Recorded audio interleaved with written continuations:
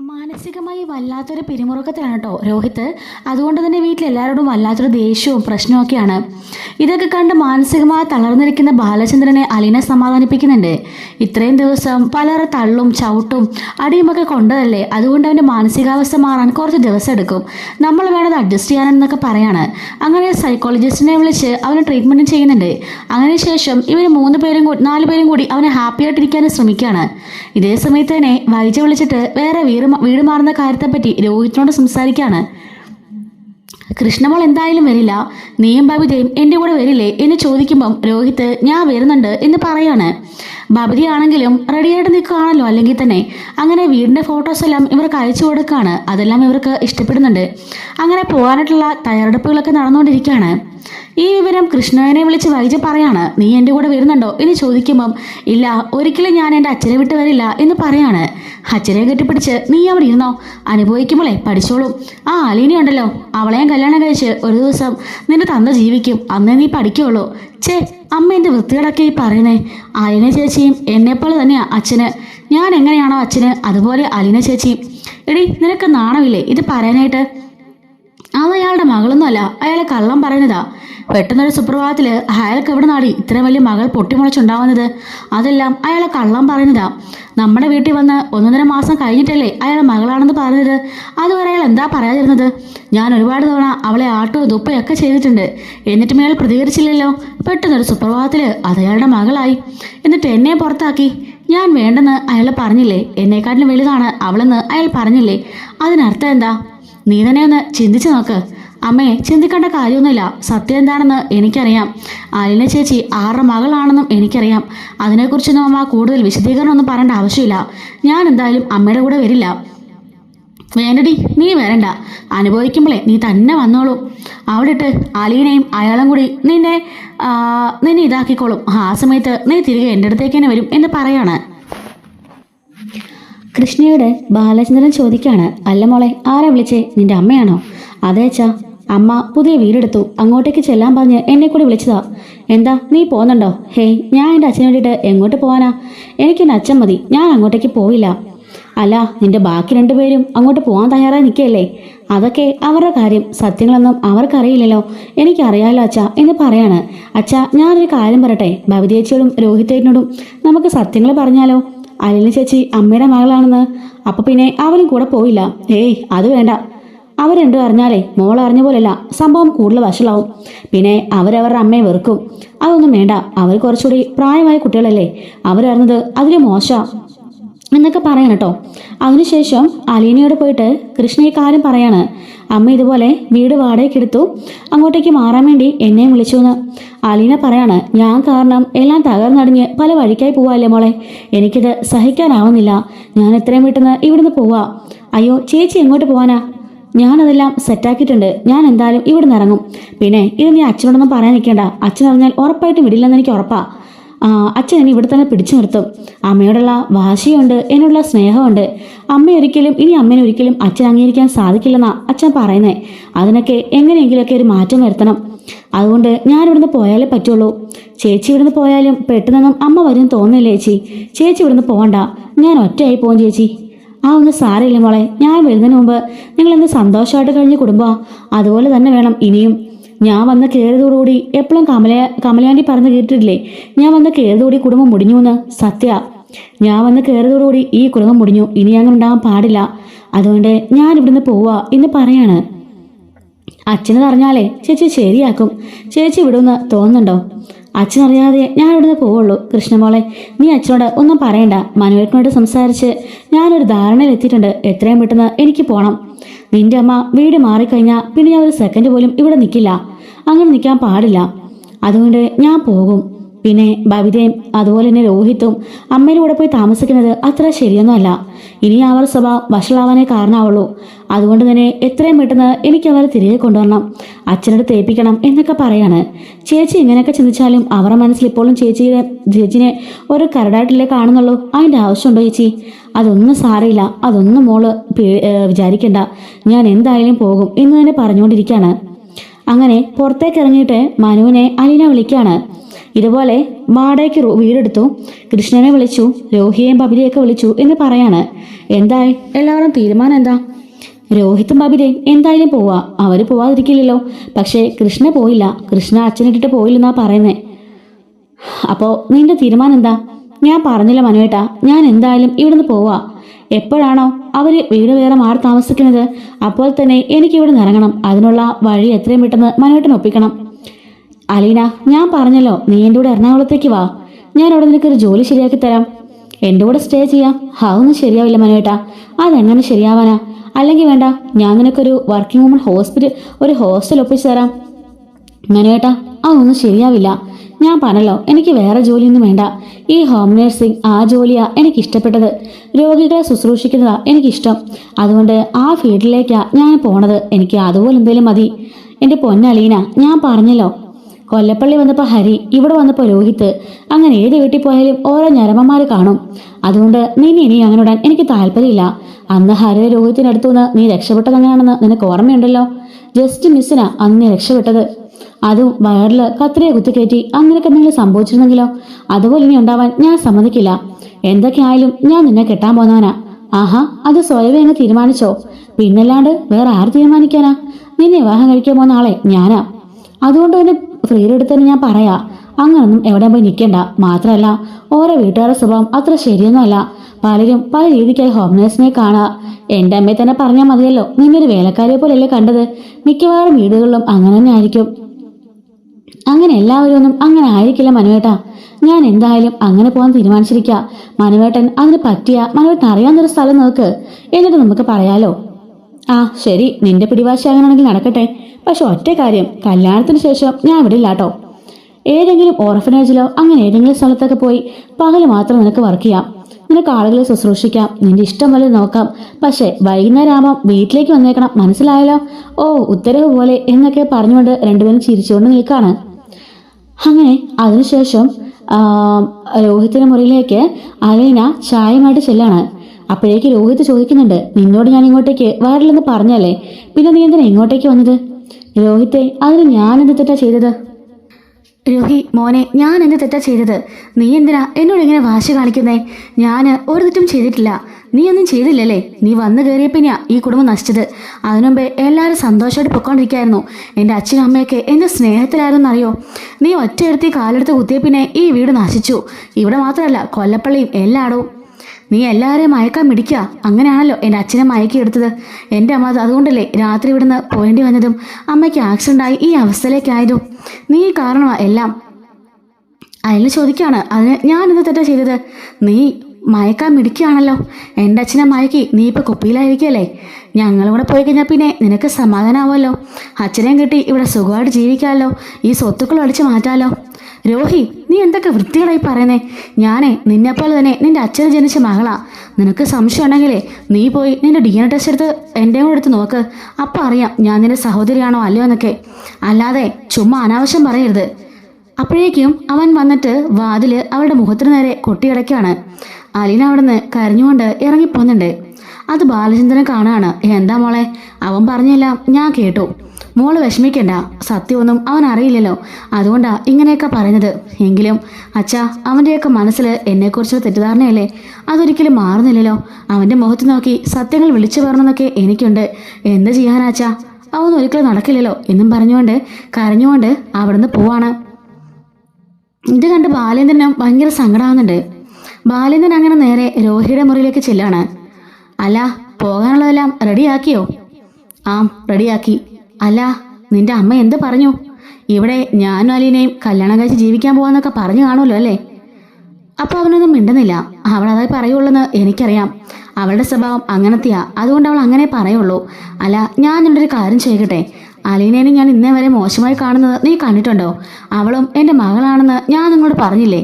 പിന്നെ നിങ്ങൾക്കെന്താ അത് വിശ്വാസമില്ലാത്തത്? അച്ഛാ, അമ്മ പറഞ്ഞ ഒരേ ഒരു കാരണമേ ഉള്ളൂ.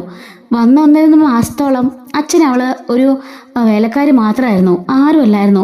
പെട്ടെന്നൊരു സുപ്രഭാതത്തിൽ എങ്ങനാ പൊട്ടിമുളച്ചത് ഒരു മകളായിട്ട്? അതിൻ്റെയൊക്കെ പിന്നിൽ ഒരുപാട് വലിയ വലിയ കഥകളുണ്ട് മോനെ. നിന്റെ അമ്മ കൂടുതൽ നകളിച്ചാലേ നിന്റെ അമ്മയുടെ എല്ലാ ചരിത്രങ്ങളും അച്ഛൻ പുറത്തുവിടും. അതോടുകൂടി നിന്റെ അമ്മ നാറും. ഇപ്പം നീ പറഞ്ഞെല്ലാം തിരിച്ച് ചോദിക്കേണ്ടി വരും. അതുകൊണ്ട് മാത്രം ഞാനൊന്നും പറയുന്നില്ല. അലീനനെ മാത്രം മനസ്സ് വിഷമിപ്പിക്കരുത്. അത് മോനെ നല്ലതല്ല. അത് മാത്രമല്ല, അലീന നിന്റെ ചോരയാ. നിനക്ക് സംശയമുണ്ടെങ്കിൽ അവൾ പറഞ്ഞതുപോലെ നിങ്ങൾ രണ്ടുപേരും DNA ടെസ്റ്റ് ഒന്ന് എടുത്തു നോക്ക്. കൃഷ്ണയുടെയോ ബബിതയുടെയോ നിന്റെയോ ആരുടെ വേണമെങ്കിലും അവളോട് മാച്ച് ചെയ്ത് നോക്ക്. അത് മാച്ച് ചെയ്തില്ലെങ്കിൽ നീ എന്നെ കുറ്റപ്പെടുത്തിക്കോ, ഞാനത് അംഗീകരിക്കാം. അല്ലാത്തടത്തോളം കാലം നീ അവളെ കുറ്റപ്പെടുത്തരുത്. അതെനിക്ക് സഹിക്കാനാവില്ല.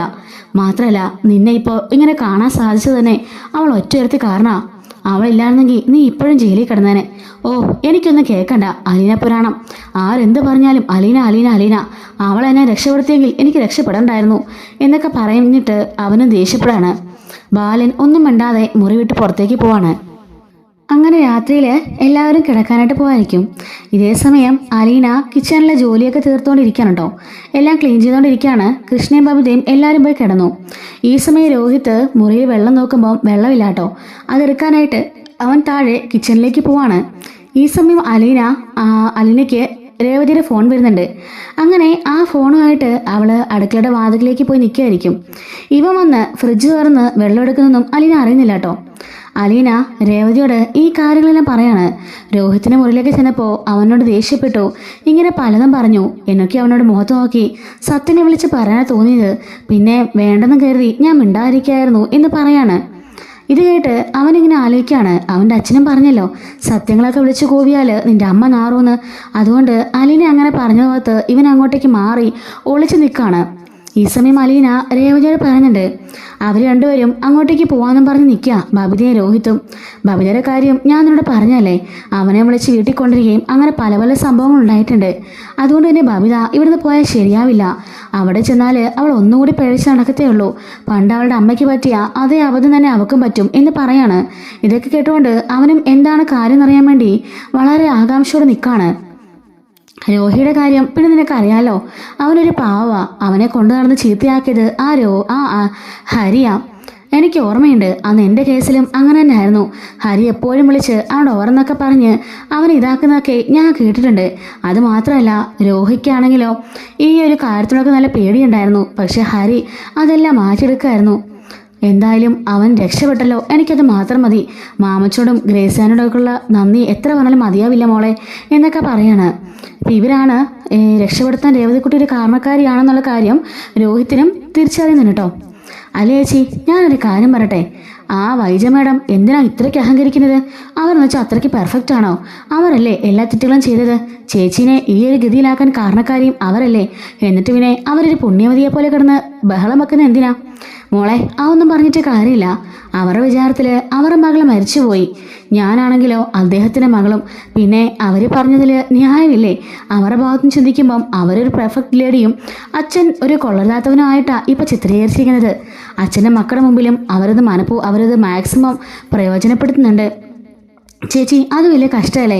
ആ ബാലചന്ദ്രങ്ങൾ പാവമല്ലേ? പാവമാണെന്നോ? അദ്ദേഹം ഒരു പാവമാ. ജനിച്ചപ്പോൾ മുതൽ ഇന്ന വരെ അദ്ദേഹം വൈജയനെ മാത്രമേ സ്നേഹിച്ചിട്ടുള്ളൂ. വൈജ എന്ന് പറഞ്ഞാൽ അദ്ദേഹത്തിനൊരു ഭ്രാന്തായിരുന്നു. ആ 2 വർഷം ആ വൈജമേടാണെങ്കിൽ ആ സ്ഥലത്തേക്ക് പോയ ആ 2 വർഷം മാത്രമേ അവിടെ നിൽക്കാതിരുന്നുള്ളൂ. ആ സമയത്തായിരുന്നു അച്ഛൻ ദുബായിലേക്ക് പോയതും ജോലി നോക്കിയതും എല്ലാം. ബാക്കി എല്ലാ സമയത്തും വൈജ മേഡം ഇദ്ദേഹത്തിന് മുമ്പിൽ തന്നെ ഉണ്ടായിരുന്നു. എന്തു ചെയ്യാനാ, ആ 2 വർഷം കൊണ്ട് സംഭവിക്കാൻ പാടില്ലാത്തതിനെ സംഭവിച്ചില്ലേ എന്നൊക്കെ ചോദിക്കുകയാണ്. ആഗ്രയിലെ മേഡത്തിൻ്റെ പഴയ ചരിത്രങ്ങളൊന്നും ആരും അറിയില്ലെന്നാ മേഡത്തിൻ്റെ വിചാരം. ഇപ്പം എന്തായാലും എനിക്കും കൃഷ്ണമോക്കും മനുവേട്ടനും അതുപോലെ ആ മേഡത്തിൻ്റെ ചേട്ടന്മാർക്കും എല്ലാവർക്കും അറിയാം. കൂടാതെ അച്ഛനും. നിനക്കറിയാലോ, അച്ഛനത് അറിഞ്ഞ പിന്നെയാ ആദ്യമായിട്ട് അറ്റാക്ക് ഉണ്ടായത്. താൻ അത്രയധികം സ്നേഹിച്ച തൻ്റെ ഭാര്യ തന്നെ ചതിച്ചല്ലോ എന്നോർത്ത് ആ അച്ഛൻ നെഞ്ചു തകർന്ന് വീഴുമായിരുന്നു എന്ന് പറയുമ്പോൾ രോഹിത്തിന് ഒന്നും മനസ്സിലാകാതെ അവൻ ഒന്നുകൂടി ശ്രദ്ധിച്ച് കേൾക്കാണ്. ഇത്രയും കാലം തന്നെ സ്നേഹിച്ചവൾ അഭിനയിച്ച തൻ്റെ ഭാര്യ മറ്റൊരാളുടെ കുഞ്ഞിനെ ഗർഭം ധരിച്ച് പ്രസവിച്ചവളാണെന്നറിഞ്ഞാൽ ഏത് ഭർത്താവിനെ സഹിക്കാനാവുക എന്ന് ചോദിക്കുകയാണ്. ഇത് കേട്ട് രോഹിണി ഞെട്ടിപ്പോവാണ്. അല്ലേ ചേച്ചി, അവിടെ അടുത്ത് ആരെങ്കിലും ഉണ്ടോ? എല്ലാവരും ഉറങ്ങിയോ? ആ, ഉറങ്ങി മോളെ. രോഹിത്ത് ഭവിതയൊക്കെ നേരത്തെ കിടന്നു. കൃഷ്ണമോളം കിടന്നു. പിന്നെ അച്ഛനും കിടന്നു. രോഹിത്തുമായിട്ടുള്ള വാക്കുകൾക്കം ഞാൻ പറഞ്ഞല്ലോ. എൻ്റെ നേരെ മുഖത്തോട്ട് ആ വാതിൽ വലിച്ചടച്ചു. എനിക്ക് ഭയങ്കര സങ്കടമായി. പിന്നാലെ തന്നെ അച്ഛൻ പോയപ്പോൾ അച്ഛനും അതേ അവസ്ഥ തന്നെയായിരുന്നു. അതുകൊണ്ട് അച്ഛനും പോയി കിടന്നു. എനിക്ക് പിന്നെ ഇത് പുത്തരിയൊന്നും അല്ലല്ലോ. നമ്മളിതൊക്കെ എന്തുമാത്രം അനുഭവിച്ചതാ. എന്ത് ചെയ്യാനാ? എൻ്റെ അമ്മയ്ക്ക് എന്നെ വേണ്ട, എന്നെ ഇതിന് മനസ്സിലായിട്ടുമില്ലല്ലോ. അതുകൊണ്ട് പിന്നെ പറഞ്ഞിട്ട് കാര്യമൊന്നുമില്ല. എങ്കിലും വൈജ മാഡം ആദ്യം ഒന്ന് പ്രസവിച്ചതാണെന്നും ആ കുട്ടി ഉപേക്ഷിച്ചതാണെന്നൊക്കെ ഈ ഉള്ള ബാക്കി 2 മക്കൾ അറിഞ്ഞാലേ ആ അമ്മേനെ അവർക്ക് പുല്ല് വിലയായിരിക്കും. പാവ അച്ഛനോട് ഞാനിന്ന് പറഞ്ഞപ്പോൾ ആ അച്ഛൻ പറയാ അതൊന്നും വേണ്ട, അങ്ങനെ എങ്ങാണം അറിഞ്ഞു കഴിഞ്ഞാൽ കൃഷ്ണമോളും പറഞ്ഞു അമ്മയോട് അമ്മേനെ കുറിച്ചുള്ള സത്യങ്ങളെല്ലാം ബബുചേച്ചിയോടും രോഹിയേട്ടനും പറഞ്ഞാലോന്ന്. അപ്പോൾ ആ പാവച്ചൻ എന്താ പറഞ്ഞെന്നറിയോ? അതൊന്നും വേണ്ട, അവർ രണ്ടുപേരും മുതിർന്ന കുട്ടികളല്ലേ, അമ്മയെക്കുറിച്ച് കഴിഞ്ഞ കാലത്തെക്കുറിച്ച് ഇങ്ങനെ വല്ലതും അറിഞ്ഞാൽ ആ അമ്മയ്ക്ക് അത് നാണക്കേടാ, ഈ മക്കള് ആ അമ്മയെ വെറുക്കും എന്നൊക്കെ പറഞ്ഞുകൊണ്ടാ ആ പാവം പറഞ്ഞ് തിരിച്ചു പറഞ്ഞത്. വേറെ ഏതെങ്കിലും അച്ഛന്മാരായിരുന്നെങ്കിൽ ആ സെക്കൻഡിൽ തന്നെ സത്യങ്ങളെല്ലാം പറഞ്ഞുകൊണ്ട് അമ്മേനെ അടിച്ച് പുറത്താക്കിയേനെ. അങ്ങനെ വല്ലതും ഈ അച്ഛൻ ചെയ്തോ? അച്ഛന് ഒറ്റ കാര്യം മാത്രമേ ആവശ്യപ്പെടുള്ളൂ, മനസ്സ് നിറയെ സ്നേഹം, ബഹുമാനം. അതൊന്നും അമ്മ കൊടുക്കില്ല. വൈജ മേഡത്തിന് എപ്പോഴും തലക്കനം, അഹങ്കാരം, ഈഗോയും എല്ലാമാണ്. ഭയങ്കര അഹങ്കാരമാ, താനാണ് എല്ലാം, താനാണ് ഏറ്റവും വലുത് എന്നൊരു ചിന്താഗതിയാ. പിന്നെ എന്ത് ചെയ്യാനാ? ഒന്ന് ഇറങ്ങി വന്ന് ആ അച്ഛനൊന്ന് മാപ്പ് പറഞ്ഞ് സ്നേഹിച്ചാലേ തീരാവുന്ന പ്രശ്നമുള്ളത്. പക്ഷെ ഒന്നും ചെയ്യില്ലല്ലോ എന്നൊക്കെ പറയാണ്. അല്ല, വൈജ മേഡം പ്രസവിച്ച മോള് നീ അലച്ചിച്ചാന്ന് അറിഞ്ഞാൽ എന്ത് ഭൂകമ്പമായിരിക്കും ഇനി അവിടെ ഉണ്ടാക്കാൻ പോവാ? അതൊന്നും എനിക്കറിയില്ല മോളെ. എൻ്റെ അമ്മയാണ് വൈജ മേഡം എന്നുള്ള കാര്യം ഇവിടെ ആർക്കും അറിയില്ല. എന്നെയാണ് വൈജ മേഡം പ്രസവിച്ചെന്നുള്ള കാര്യം കാണാം ഇവിടെ രോഹിയോ ബബിതയോ അറിഞ്ഞാൽ എല്ലാം അവസാനിച്ചു. അവരെങ്ങനെ പ്രതികരിക്കുന്നു പോലും എനിക്ക് മനസ്സിലാവുന്നില്ല. അത് കേട്ട് രോഹി ശരിക്കും ഞെട്ടുന്നുണ്ട്. അപ്പോൾ അലീന തൻ്റെ അമ്മ പ്രസവിച്ച മകളാണോ എന്നാലോചിക്കാണ്. എന്തിനാ നമ്മൾ ഏറെ പറയുന്നേ? വൈജ മേഡത്തിന് പോലും അറിയില്ല ഞാൻ അവരുടെ മകളാണെന്ന്. അവരുടെ മകള് ജനിച്ചപ്പോഴേ മരിച്ചുപോയി എന്നാണല്ലോ അവരോട് എല്ലാവരും പറഞ്ഞിരുന്നത്. അതുകൊണ്ട് തന്നെ അവർ ആ ഒരു വിശ്വാസത്തിലാണ്. ഒരിക്കലും ഇങ്ങനൊരു കുട്ടി തിരിച്ചു വരുമെന്ന് അവരുടെ സ്വപ്നത്തിൽ പോലും ഇല്ലല്ലോ. പിന്നെ അവരുടെ ആങ്ങളമാരെല്ലാം സത്യം തിരിച്ചറിഞ്ഞാണ് എനിക്കൊരാശ്വാസം. എന്നെ തട്ടിക്കൊണ്ട് വരെ പോകാൻ പോയവരല്ലേ അവര് സ്വന്തം പെങ്ങളുടെ മകളെന്ന് പറഞ്ഞപ്പോൾ ഇപ്പം എന്നോട് ഭയങ്കര സ്നേഹ. ശിവനങ്ങളും രാജീവനങ്ങളും ഒക്കെ ഭയങ്കര ഡേഞ്ചർ ആൾക്കാരായിരുന്നു. എന്തായാലും അന്നത്തോടു കൂടി ആ ഒരു പ്രശ്നം അവസാനിച്ചു. എന്തായാലും സത്യങ്ങളെല്ലാം ഒരു നാൾ പുറത്തു വരില്ലേ ചേച്ചി? മോളെ, എനിക്കതോർത്ത് നല്ല പേടിയുണ്ട്. അച്ഛനിപ്പോൾ എന്താ പറഞ്ഞെന്നറിയാവോ? മേഡം എന്തെങ്കിലും അറിയാണ് ഞാനാണ് മകള്, അത് ബാലനെ അറിഞ്ഞാലേ ആ നിമിഷം തന്നെ അച്ഛൻ ഡിവോഴ്സ് ചെയ്യുന്ന പറയുന്നത്.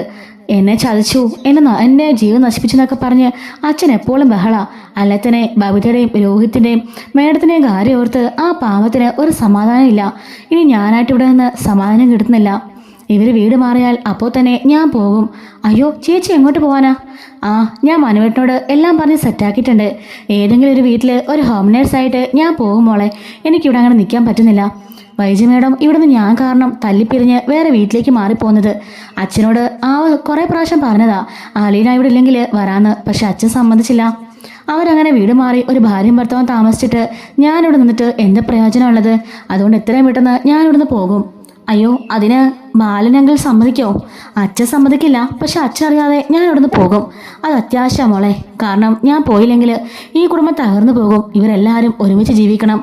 എൻ്റെ അമ്മയൊന്ന് കാണണം, അമ്മയെ സത്യങ്ങൾ അറിയിക്കണം, അമ്മയുടെ കൂടെ സന്തോഷമായിട്ട് 1-2 ദിവസം നിൽക്കണം.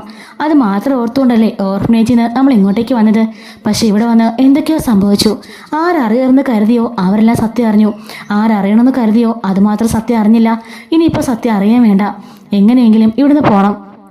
മനുവേട്ടൻ എല്ലാം ഏർപ്പാടാക്കുന്നുണ്ട്. അതോടുകൂടി ഞാൻ ഇവിടുന്ന് പോകും. പിന്നെ ആൻറ്റി തിരിച്ചു വന്നാൽ മേഡം തിരിച്ചു വന്നു കഴിഞ്ഞാൽ അച്ഛനും മേഡവും കൂടി എങ്ങനെയെങ്കിലുമൊക്കെ ഒന്ന് സെറ്റായിക്കോളും. കൃഷ്ണമോളെ ഞാൻ എല്ലാം പറഞ്ഞ് ഏൽപ്പിച്ചിട്ടുണ്ട്. അതുപോലെ രോഹിത്തിന് ബബിതയ്ക്ക് വേണ്ടി താല്പര്യമില്ലെങ്കിലും ശിവനങ്ങളോടും രാജീവങ്ങളോടും അതുപോലെ ഗംഗങ്ങളോടൊക്കെ ഞാൻ പറഞ്ഞിട്ടുണ്ട്. മനുവേട്ടനും എല്ലാവരും കൂടി അവരെ കൺവിൻസ് ചെയ്ത് അവരെ ഒരുമിപ്പിച്ചോളും. പിന്നെ ആ ഒരു ഡിവോഴ്സ് പേപ്പർ അതും എങ്ങനെയെങ്കിലും അത് ഒഴിവാക്കാനായിട്ടും ഞാൻ സമ്മർദ്ദം ചെലുത്തുന്നുണ്ട്. അത് എങ്ങനെയെങ്കിലുമൊക്കെ ശരിയായിക്കോളും. എന്തായാലും ഞാനിനി ഇങ്ങോട്ടേക്കില്ല എന്ന് പറയാണ്. ഇതെല്ലാം കേട്ടുകൊണ്ട് രോഹിത്തിൻ്റെ കണ്ണ് നിറയുന്നുണ്ട് കേട്ടോ. എന്തായാലും എന്നെ രോഹിത്തൊക്കെ കൂടി തെറ്റിദ്ധരിച്ചിരിക്കുക. ഞാൻ പണത്തിന് വേണ്ടി അവർ അച്ഛനെ മയക്കിയിരിക്കുകയാണെന്നാണ് അവർ കരുതിയിരിക്കുന്നത്. അതുണ്ടാവാൻ പാടില്ല. എൻ്റെ മാനത്തിന് തന്നെ അത് ഒരു മാനക്കേട് പോലെ എനിക്ക് തോന്നുക. എന്തായാലും ഞാനിവിടുന്ന് പോവാം മോളെ. ഞാനിവിടെ നിന്നാലേ ഇനി ശരിയാവില്ല. രോഹിത്തും ബബിലയൊക്കെ നാളെ പോകുന്നാണ് പറഞ്ഞു കേട്ടത്. അതിനു മുന്നേ ഞാൻ പോകണം. എന്തായാലും എല്ലാം ശരിയാക്കുന്നുണ്ട്. ഒരു നല്ല വീട് ഒത്തു കിട്ടിയാൽ അപ്പോൾ തന്നെ പോകണം. അതിന് നാളെ തന്നെ ഒത്തു കിട്ടുമോ ചേച്ചി? അറിയില്ല. മനോട്ട് നോക്കുന്നുണ്ട്. ഇവർ പോയപ്പോൾ ഒരു സെക്കൻഡ് പോലും നിൽക്കാൻ എനിക്കാവില്ല മോളെ. എങ്കിലും 1-2 ദിവസമൊക്കെ ആവില്ലേ ഒരു വീട് സെറ്റാവാനായിട്ട്? അതെ, മനുവേട്ടൻ ആഞ്ഞ് പരിശ്രമിക്കുന്നുണ്ട്. നീയും നിന്റെ വഴിക്ക് നോക്കിക്കോ. നിന്റെ അവിടെ ആരെങ്കിലും അങ്ങനെ ഹോം നേഴ്സിന് ആവശ്യമുണ്ടെങ്കിൽ ഞാൻ പൊക്കോളാം. ഞാനെന്തായാലും ഗ്രേസമ്മയോടും മാമച്ചനങ്ങളോടൊക്കെ ഒന്ന് സംസാരിക്കട്ടെ, അപ്പം അറിയാലോ എന്ന് രേവതി പറയാണ്. ശരി മോളെ, എന്നെ ഞാൻ വെക്കാണേ. ഒറ്റ രാത്രിയായി, ഇനി പോയി കിടക്കട്ടെ. എല്ലാ കാര്യത്തിലും ഒരു വ്യക്തത വരുത്തണം. ഇന്ന് രാത്രി ഉറക്കമില്ല, എല്ലാം ഒന്ന് പ്ലാൻ ചെയ്യണം, പ്രജിത്താമ്മയോട് കുറച്ച് സംസാരിക്കണം എന്നൊക്കെ പറയാണ്. അപ്പോഴേക്കും രോഹി ഇവിടെ നിന്ന് മാറിപ്പോവാണ്. ലൈറ്റെല്ലാം ഓഫ് ചെയ്തതിനു ശേഷം അലീന അവളുടെ മുറിയിലേക്ക് കയറിപ്പോയി ഡോർ ലോക്ക് ചെയ്യുന്നുണ്ട്. രോഹിത് അവൻ്റെ മുറിയിലേക്ക് പോവാണ്. ആകെപ്പാടെ വല്ലാത്തൊരു മാനസികാവസ്ഥയിലേക്ക് മാറുകയാണ് രോഹിത്.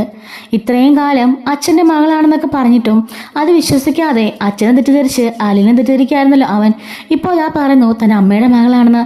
എന്താണ് സത്യം? അലീന ശരിക്കും ആരാണ്? എൻ്റെ അമ്മയുടെ വയറ്റിൽ പിറന്ന മകൾ തന്നെയാണോ? അപ്പോൾ എൻ്റെ അമ്മ ഞങ്ങളെല്ലാം ചതിക്കായിരുന്നോ? അച്ഛനെ ചതിക്കായിരുന്നോ? അച്ഛന് ദേഷ്യവും വാശിക്കും പിന്നിൽ ആ ഒരു വലിയ കാരണമുണ്ടോ? എന്തായിരിക്കും ഇതിനൊക്കെ സത്യം എന്നൊക്കെ ആലോചിച്ച് അവൻ തല പോക്കുകയാണ്. രാവിലെ എല്ലാം റെഡിയാക്കി വെക്കുന്നുണ്ട് ബബിതയും രോഹിത്തും. അങ്ങനെ പോകാനായിട്ട് ഇവരിറങ്ങാണ്. അലീനയോടോ അച്ഛനോടോ ഈ കാര്യത്തെപ്പറ്റി ഒരു വാക്ക് പോലും ചോദിക്കുന്നില്ല. കാരണം അവൻ കേട്ടത് സത്യമാണോ? അപ്പുറത്തുനിന്ന് രേവതിക്കുട്ടി എന്ത് ചോദിച്ചപ്പോഴാണ് പറഞ്ഞതെന്ന് അറിയില്ലല്ലോ. ഇങ്ങനെ സംസാരിക്കുന്നത് കേട്ടതല്ലേ. അപ്പോൾ അലീന തൻ്റെ സ്വന്തം ചേച്ചിയാണോ? അങ്ങനെ ഒരുപാട് സംശയങ്ങളൊരു മനസ്സിലുണ്ട്. എങ്കിലും ആരോടൊന്നും ചോദിക്കുന്നില്ല. എങ്ങനെയെങ്കിലും അമ്മയുടെ കയ്യിൽ നിന്ന് സത്യം വാങ്ങണമെന്നൊക്കെ കരുതിയിട്ടാണ് അവൻ അവിടെ നിന്ന് ഇറങ്ങുന്നത്. ബാലൻ ചോദിക്കുകയാണ്, അപ്പോൾ രണ്ടുപേരും ഈ അച്ഛനെ ഉപേക്ഷിച്ച് പോവാല്ലേ? ബബിത പറയുന്നുണ്ട്, ഈ അലീനെ ഉപേക്ഷിക്കാൻ അച്ഛൻ തയ്യാറല്ലല്ലോ, അതുകൊണ്ട് തന്നെയാ അച്ഛനെ ഉപേക്ഷിച്ച് ഞങ്ങൾ പോകുന്നത്. ഞങ്ങളുടെ അമ്മയെ അച്ഛൻ ചതിക്കല്ലായിരുന്നോ? ഇപ്പോഴും ചതിക്കല്ലേ? അതും കണ്ടിട്ട് ഞങ്ങളോട് നിൽക്കണമെന്നാണോ അച്ഛൻ പറയുന്നേ? ഞങ്ങൾക്ക് അതിന് താല്പര്യമില്ല, ഞങ്ങൾ പോവാം. ഇനി എന്തായാലും എൻ്റെ അമ്മ ഇങ്ങോട്ട് വരാണെങ്കിൽ ഞങ്ങൾ വരുള്ളൂ എന്നും പറഞ്ഞ് ബബിത ഇറങ്ങുന്നുണ്ട്. രോഹിയോട് അച്ഛൻ ചോദിക്കുകയാണ്, മോനെ ഇതുവരെ പറ്റിയ തെറ്റുകളെല്ലാം മോൻ അറിയാലോ. ദയവ് ചെയ്ത് ഇനിയെങ്കിലും ഒന്നിലും പോയി ചാടരുത്. പിന്നെ നിന്റെ പെങ്ങള്, അവളുടെ മേലെ നിനക്കൊരു കണ്ണ് വേണം. അവളുടെ പോക്കത്ര ശരിയൊന്നുമല്ല എന്ന് പറയുമ്പം ഇവനൊന്നും മിണ്ടാതെ ശരിയച്ചാന്ന് മാത്രം പറയാണ്. അങ്ങനെ ഇവനും അവിടുന്ന് ഇറങ്ങിപ്പോവാണ്. കാറെടുത്ത് രോഹി ഡ്രൈവ് ചെയ്യാണ് കേട്ടോ. അങ്ങനെ രണ്ടുപേരും കൂടി അവിടുന്ന് പോകുന്നുണ്ട്. ഇവർ ഈ പോക്ക് കണ്ട് ബാലന്ദൻ്റെ കണ്ണ് നിറഞ്ഞൊഴുകാണ്. അച്ഛൻ വിഷമിക്കാം അച്ഛാ, ഇതൊക്കെ ചെറിയൊരു താൽക്കാലികമായൊരു പോക്കല്ലേ, അവർ പെട്ടെന്ന് തിരികെ വരും എന്ന് പറയാണ് കൃഷ്ണമോള്. അലീന പറയുന്നുണ്ട്, അതെ, എത്രയും പെട്ടെന്ന് അവർ തിരിച്ചു വരും, അച്ഛൻ കണ്ടോ എന്നും പറഞ്ഞിട്ട് അകത്തേക്ക് കയറിപ്പോവാണ്. അവളെന്താടി കൃഷ്ണേ അങ്ങനെ പറഞ്ഞത്? എനിക്കറിയില്ല അച്ഛാ എന്താ അങ്ങനെ പറഞ്ഞെന്ന്. ചേച്ചിക്ക് നല്ല വിഷമ, ചേച്ചി കാരണമാണ് അവരോടൊന്ന് പോയെന്നാ ചേച്ചി പറയുന്നേ. അതൊന്നും എന്തായാലും നീ മൈൻഡ് ചെയ്യണ്ട. നീ പെട്ടെന്ന് ഇറങ്ങി സ്കൂളിലേക്ക് പോകാൻ നോക്ക്, അച്ഛൻ ഷോപ്പിലേക്ക് പോവാം, മോളെ ഡ്രോപ്പ് ചെയ്യാം എന്നും പറഞ്ഞുകൊണ്ട് ഒരുങ്ങാനായിട്ട് ബാലേന്ദ്രൻ പോവാണ്. ഈ സമയം അലീന മുറിയിൽ പോയിരുന്ന് കരയാണ് കേട്ടോ. അങ്ങോട്ടേക്ക് കൃഷ്ണമോള് ചെല്ലുന്നുണ്ട്. ചേച്ചിന്ന് വിളിക്കുമ്പം അച്ഛനോട് ഒന്നും പറയരുത്. മനുവേട്ടനും രേവതിക്കുട്ടിയും കൂടി നോക്കുന്നുണ്ട്. ഏതെങ്കിലും ഒരു വീട് സെറ്റായാൽ ഞാൻ അപ്പോൾ തന്നെ പോകും. അപ്പോൾ എൻ്റെ മോളതിനെ തടയരുത്. അച്ഛനോട് മോള് ബാക്കി കാര്യങ്ങളെല്ലാം പറഞ്ഞാൽ മതി എന്ന് പറയാണ്. അലീനനെ കെട്ടിപ്പിടിച്ച് അവളും കരയുന്നുണ്ട് കേട്ടോ. അങ്ങനെ അലീന കൃഷ്ണമോളും ഭയങ്കരമായിട്ട് കരയുന്നുണ്ട്. ബാലചന്ദ്രൻ മുറിയിലേക്ക് കയറിയിട്ട് അവന് നല്ല സങ്കടമാണ് കേട്ടോ. തൻ്റെ രണ്ട് മക്കളെയും അടർത്തിയെടുത്തോണ്ട് പോയില്ലേ അതോർത്ത്. എന്നാൽ വൈജയ്ക്കോ ഭയങ്കര സന്തോഷം കേട്ടോ. താനെന്തോ വലിയൊരു മാച്ച് ജയിച്ച പോലെയാണ് വൈജയുടെ ബിഹേവിയർ. ഇപ്പോൾ ഇതിൻ്റെ ബാക്കി സ്റ്റോറി അടുത്തൊരു വീഡിയോയിൽ ഞാൻ അപ്ലോഡ് ചെയ്യുന്നുണ്ടേ. നിസ്സാരിക്കാൻ ചാനൽ മറക്കാതെ സബ്സ്ക്രൈബ് ചെയ്ത് സപ്പോർട്ട് ചെയ്യണേ. ഹൈപ്പും ലൈക്കോട് ചെയ്തേക്കണേ. Thanks for watching.